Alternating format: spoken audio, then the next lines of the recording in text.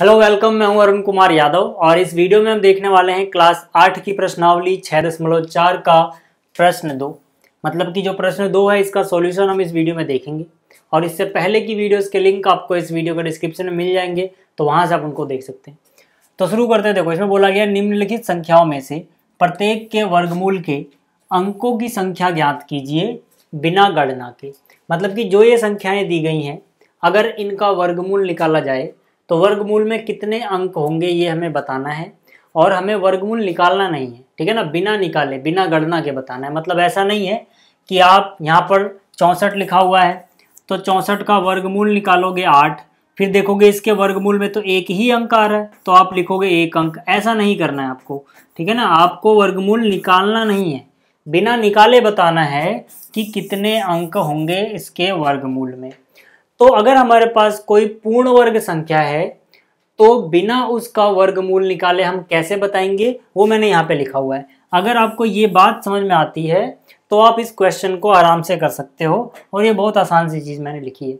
मैंने लिखा है अगर किसी पूर्ण वर्ग संख्या में n अंक हैं, ठीक है, कितने अंक हैं n, मतलब जो पूर्ण वर्ग संख्या है उसमें जितने अंक होंगे उसको हम n बोल देंगे।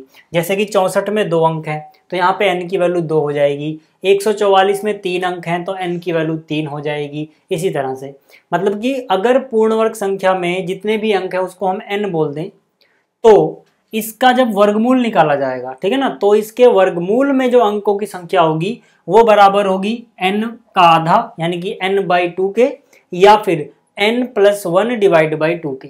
ठीक है, n का हाफ कब करोगे, n का आधा कब करोगे, जब n एक सम संख्या है, और n में 1 जोड़ोगे फिर हाफ कब करोगे, जब n एक विषम संख्या है। मतलब कि इसका जो वर्गमूल में अंक होंगे वो दो चीजों से हम निकालेंगे, या तो ये या फिर ये तब होगा जब n सम संख्या है, ये तब होगा जब n एक विषम संख्या है। सम विषम आप जानते हैं, ठीक है, वो संख्याएं जिनके इकाई का अंक 0, 2, 4, 6, 8 होता है वो सम होती हैं। वो संख्याएं जिनके इकाई का अंक 1, 3, 5, 7 या 9 होता है वो विषम होती हैं। ठीक है, तो ये आपको समझ में आ गया। अगर नहीं भी आया, थोड़ी बहुत कसर रह गई है, तो क्वेश्चन करेंगे तो समझ में आ जाएगा। चलो यहाँ पर, ठीक है, इस जगह पे हम करेंगे अपना सवाल। यहाँ पर देखो, सबसे पहला क्या है, 64। ठीक है, सबसे पहला क्या है, 64। तो 64 के लिए n का मान बताओ। n किसको बोल रहा हूं मैं, जो पूर्ण वर्ग संख्या है उसमें कितने अंक हैं। तो पूर्ण वर्ग संख्या होती है 64, 64 में कितने अंक हैं, 2 अंक हैं, तो n का मान हो गया 2। अब देखो जो 2 है वो सम है कि विषम है ये सोचो, तो 2 तो सम होता है, 2 क्या है, सम है। सम है का मतलब ये वाला फॉर्मूला लगना चाहिए। ठीक है, तो हम बोलेंगे 64 के वर्गमूल, 64 के वर्गमूल में अंकों की संख्या, ठीक है, अंकों की संख्या कितने के बराबर होगी। ठीक है, कितने के बराबर होगी, देखो यहाँ पर ये सम है तो n का आधा हो जाएगा सीधा सीधा। ठीक है, n का मान कितना है, 2, क्योंकि 64 में 2 अंक है, तो 2 को 2 से भाग दोगे कितना हो जाएगा, 1।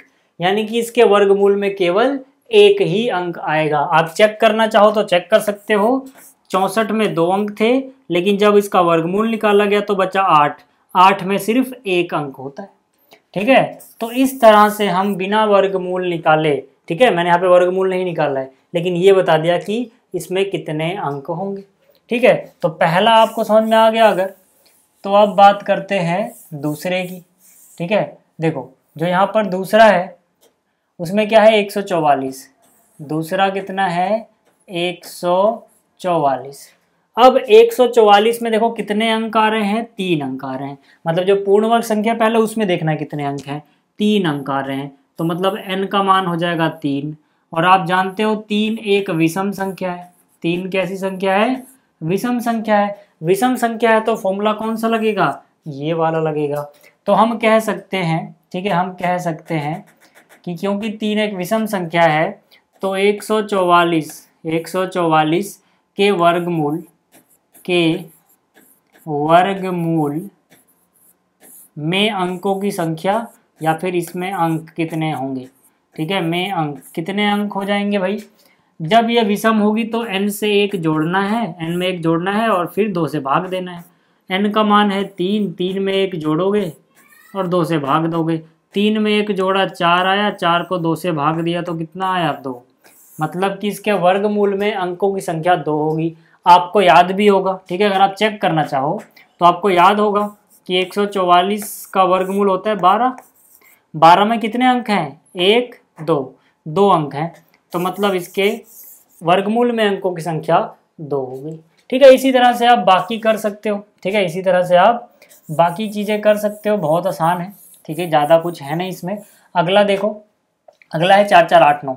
4, 4, 8, 9। ठीक है, यह है तीसरा। तो आपको पता है यहाँ पे n का मान हो गया 4, 1, 2, 3, 4। तो यहाँ पे मैं सीधा लिख रहा हूँ। ठीक है, मैं यहाँ पे सीधा लिख रहा हूँ। ठीक है, इसके वर्गमूल में, इसके वर्गमूल में अंक, ठीक है ना, इसके वर्गमूल में अंक कितने अंक होंगे? देखो भाई, यहाँ पे सीधा सम है, जो 4 होता है सम संख्या है, तो n/2। ठीक है, इसका कितना हो जाएगा? n/2 यानी कि 4/2 कितना हो जाएगा? 2। इसके वर्गमूल में 2 ही अंक होंगे। ठीक है, ये भी आपको समझ में आ गया। अगला वाला जो है, ठीक है, अगला वाला जो है वो क्या है? 2, 7, 2, 2, 5। ठीक है, 2, 7, 2, 2, 5। कौन सा है ये? चौथा। तो चौथे में 2, 7, 2, 2, 5 है, तो n का मान कितना हो गया? कितने अंक हैं? 1, 2, 3, 4, 5। ये एक विषम है। ठीक है, विषम संख्या है, तो इसके वर्गमूल में अंक क्या हो जाएंगे? विषम के लिए नीचे वाला फॉर्मूला लगाते हो आप। ठीक है, यानी कि n जमा 1 डिवाइड बाई 2, n जमा 1 डिवाइड बाई 2। जो ये n है इसकी जगह आप क्या लिख दो? सीधा 5 लिख दो। तो 5 और 1 6 डिवाइड बाई 2 कितना हो जाता है? 3। 5 और 1 6 डिवाइड बाई 2 3, मतलब इसके वर्गमूल में 3 अंक होंगे। ठीक है, ये भी समझ में आ गया आपको। इसी तरह से जो अगला है, ठीक है, ये इसको आप खुद कर लेना, आप कर सकते हो। ठीक है, 1, 2, 3, 4, 5, 6 अंक हैं, तो सम है, तो सम में आप बता सकते हो। ठीक है, तो मतलब वो हो जाएगा आपसे, तो वाला आप खुद कर लेना 5वां पार्ट। तो ये बहुत आसान सा प्रश्न था, आपको समझ में आ गया होगा। जल्दी मिलेंगे अगले वीडियो में अगले क्वेश्चन के साथ। Thanks for watching.